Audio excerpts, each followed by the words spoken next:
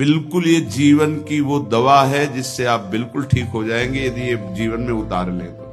हृदय में लिख लो, दिमाग में लिख लो, किसी नोटबुक में लिख लो, जो आप रोज स्वाध्याय करें। बिल्कुल विश्वास मानिए, ये 4 बातें जो बता रहे हैं ये जीवन की धरोहर है जो आपको दे रहे हैं। सदा रहो अलमस्त, नाम की धुन में हो जा मत वाला, निरंतर नाम।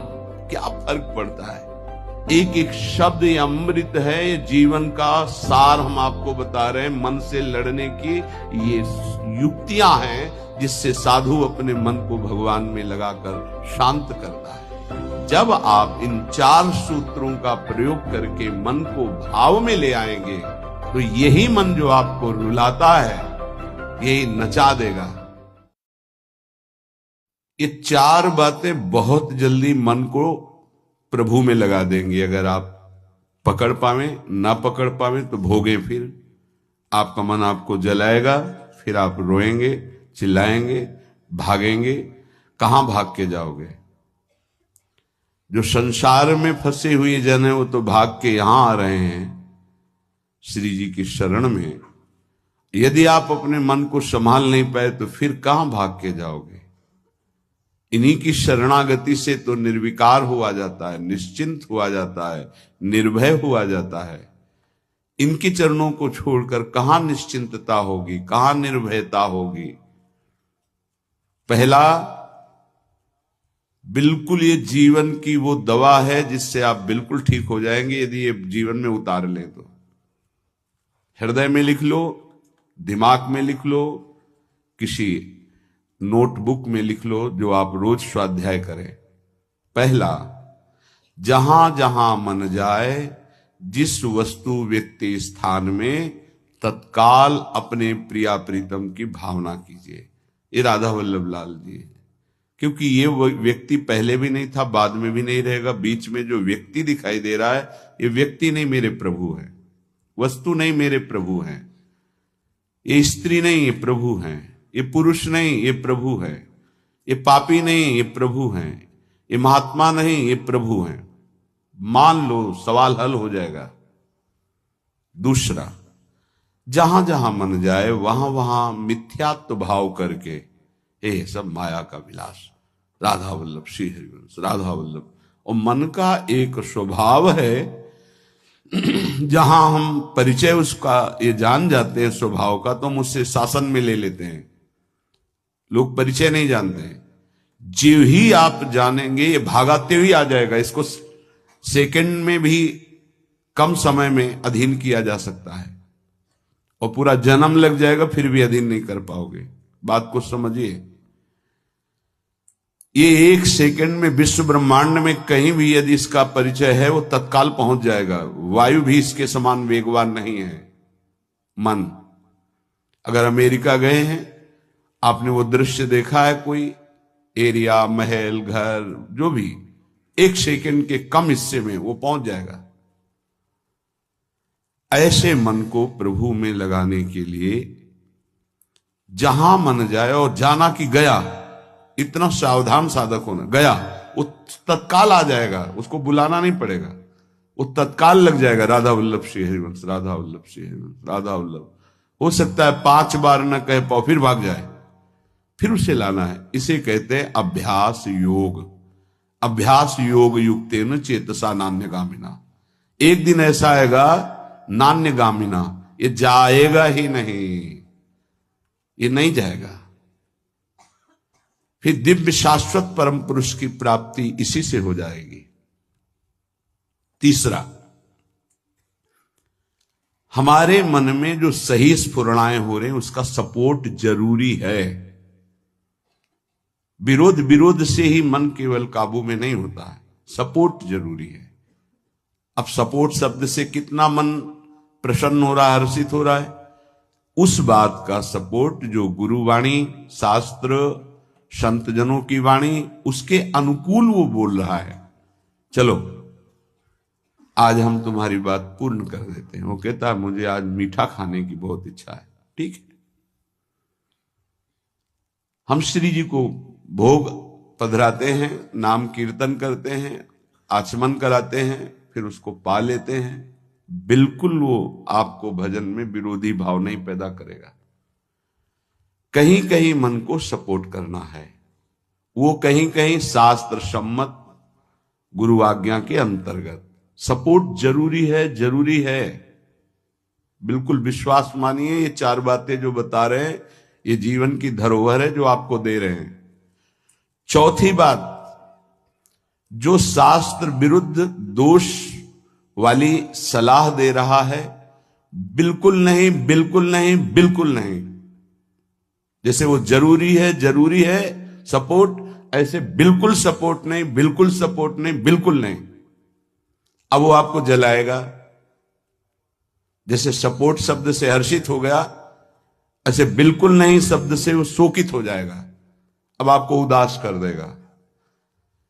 जब उदास वो होगा तो आप उदास हो जाएंगे, कहीं मन नहीं लगेगा। आपको लगता है अब तो जीवन बेकार हो गया, तो मन लगना ही जीवन है क्या? अरे अभी आप समझे नहीं। सोहम तवैव आश्रितः, मैं प्रियालाल के आश्रित हूं।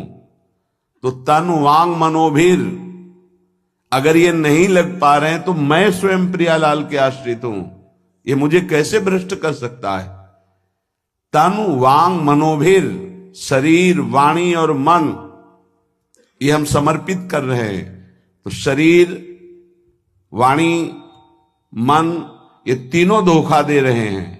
शरीर बीमार हो गया है, जबान खराब हो गई है, मन गलत चिंतन करा रहा है, तो हमारा बाल बांका भी नहीं कर सकता, क्योंकि सोहम तवैव आश्रिता, मैं स्वयं प्रियाजू की शरण में हूं। उपासक ये 4 बातें नोट कर ले, बहुत ये जीवन के लिए अत्यंत लाभदायक है। जब आपका मन आपको परास्त कर रहा है, जला रहा है, वो जलन सिर्फ मन को प्राप्त हो रही, आपको नहीं। आप बिल्कुल दूर हैं, आप दृष्टा हैं, आप साक्षी हैं उसके, आप स्वामी हैं उसके। यदि आप स्वीकृति नहीं देंगे तो आपसे पापाचरण नहीं करा पाएगा। आपको डरना नहीं कि अब मन में काम आ गया, क्रोध आ गया, अब तो मेरी दुर्गति हो जाएगी, बिल्कुल नहीं। देखो जरा, इस पर विचार करो। क्या शरीर को त्याग देने से परम पद मिल जाएगा? दुखों की निवृत्ति हो जाएगी? क्या निर्विकारता आ जाएगी? नहीं। ऐसे शरीर को नष्ट करने वाले को प्रेत योनि मिलती है। प्रेत योनि महाभयानक कष्टदायी, जिसमें वो दरिया के समीप रहते हुए बूंद पानी नहीं पी सकता, केवल वायु भक्षण करके वो जलता रहता है। कितने समय तक, इसकी कोई सीमा नहीं है, युग युग बीत सकते हैं। ये मन जिसको तुमने अपना माना, कितनी दुर्गति का रास्ता चयन करा दिया। उपासक मस्ती सीखे। अरे चाहे गृहस्थ हो या विरक्त हो, भगवद आश्रित मस्त रहना सीखो। सदा रहो अलमस्त, नाम की धुन में हो जा मत वाला। निरंतर नाम, क्या फर्क पड़ता है मन सही है या गलत, क्या फर्क पड़ता है? क्यों? क्योंकि मैं स्वयं प्रभु के आश्रित हूं। मैं सच्चिदानंद का सच्चिदानंद अंश हूं।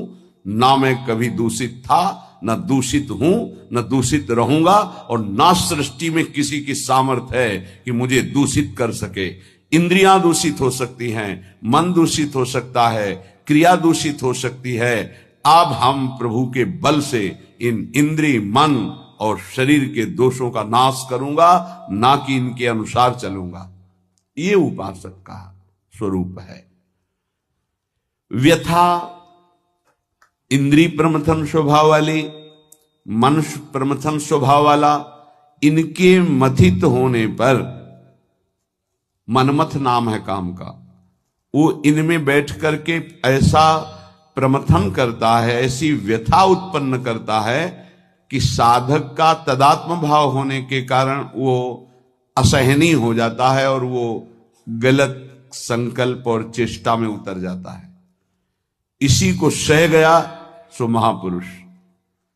यम ही न व्यथयन्ते ते पुरुषम पुरुषर्षभ। हे पुरुषों में श्रेष्ठ अर्जुन, अर्थात वो पुरुषों में श्रेष्ठ पुरुष है जो प्राप्त व्यथा को सह जाता है। इंद्रिय मन के द्वारा विकारात्मक पीड़ा को बिना किसी से राग द्वेष किए चुपचाप सह गया, ये भगवान की विशेष कृपा उस पर। हमारा मन क्या बुद्धि के साथ सोचवाता है कि जब हमें जो काम सताया, लोभ मोह ममता जो भी, हमें वो तत्काल मिल गया और हम शांत हो गए तो सौभाग्य समझते हैं। दुर्भाग्य है उस उपासक का जो चाहे और उसको प्राप्त हो जाए, दुर्भाग्य है उसका। सौभाग्यशाली वो है जो चाहे और ना मिले और जलता हुआ सह गया, उसे वो चीज मिलेगी जो त्रिभुवन में किसी को किसी साधना से नहीं मिलती। यम ही न व्यथयन्ते ते पुरुषम पुरुषर्षभ शम दुखा सुखाधीरम स्वमृतत्वाय कल्पते। वो अमृत पद का अधिकारी हो गया, वो अमर हो गया, अविनाशी हो गया, वो अविनाशी पद में आरूढ़ हो गया जो इस व्यथा को सह गया। व्यथा को सहने वाला वही होता है जो व्यथा का दृष्टा बनता है, भोगता नहीं। तुम दृष्टा हो, बात समझिए। आपने देखा आपका मन गलत चाह कर रहा है, ये आपने देखा, आप में नहीं है, मन में है। पर कहने को होता है कि मेरे मन में दोष आ गया, लेकिन मेरे मन में नहीं, वो मेरे में आ गया, मैंने स्वीकार कर लिया। यही दुर्दशा है माया के द्वारा की गई। इसी का नाम जड़ चेतन ग्रंथि है। यही चिज्जड़ ग्रंथि है जिसका नाश करते हैं वेदांत के द्वारा, भक्ति के द्वारा, योग के द्वारा, कर्म योग के द्वारा, सत्संग के द्वारा, शास्त्र स्वाध्याय के द्वारा। आपको विविध शास्त्रों का सार 5 मिनट में मिल गया। जो जीवन भर प्रयोग किया गया शास्त्र स्वाध्याय करके संतों की कृपा से, वो 5 मिनट में मिल गया। अगर इसे स्वीकार कर लें तो बहुत जल्दी आप महात्मा बन जाएंगे, चाहे गृहस्थ में हो या विरक्त में। महात्मा का संबोधन स्थिति से है, बाहरी किसी पद पदवी से नहीं। स्थिति होती है, उसे महात्मा कहते हैं। महात्मा शब्द भगवान के आगे भी लगता है, महात्मा श्री कृष्ण, ऐसा कई बार महाभारत में संबोधन हुआ। महापुरुष भगवान को कहते हैं। वंदे महापुरुष ते चरणारविंदम। जो भगवान में तन्मय हो गया वो महात्मा, जो भगवान में भगवत भाव को प्राप्त कर लिया वो महापुरुष, अर्थात भगवान और भगवान के जनों में अभेद स्थिति हो जाती है। अगर ये आज जो चर्चा हो रही इसको आप अपने जीवन में नहीं धारण कर पा रहे तो दुर्भाग्य है, जलोगे, रोगे, परेशान कर देगा तुम्हें मन। इसको बहुत बार सुनना। एक एक शब्द ये अमृत है, ये जीवन का सार हम आपको बता रहे हैं। मन से लड़ने की ये युक्तियां हैं जिससे साधु अपने मन को भगवान में लगाकर शांत करता है। जब हमारा मन भगवन्मय होने लगता है तो उसमें भाव का प्रादुर्भाव हो जाता है। फिर ये जो अभाव है इसी से कामनाएं प्रकट होती हैं। शब्द को पकड़ना, मन में सुख का अभाव ही भोगों की कामना पैदा करता है। मन में भगवत भाव ही निर्विकारता की स्थिति प्रदान करता है।